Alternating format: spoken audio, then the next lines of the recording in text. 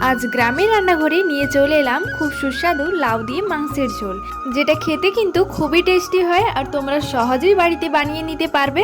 তো প্রথমে লাউটাকে আগে ভেজে নেব, তার জন্য একটুখানি হলুদ দিয়ে লাউগুলোকে ভেজে নিতে হবে। তো এখানে আমি নুন দিচ্ছি না, নুন দিলে কিন্তু জল বেরোবে, তাই এইভাবেই আমি ভেজে নিচ্ছি। এরপর মাংসটা রান্না করার জন্য পরিমাণ মতো তেল দিয়ে শুকনো লঙ্কা আর গোটা জিরে ফোড়ঙ্গে দিয়ে পেঁয়াজটা দিয়ে দেবো। তারপর পেঁয়াজটা একটুখানি ভেজে নিয়েই দিয়ে দেব রসুন বাটা আর আদা বাটা।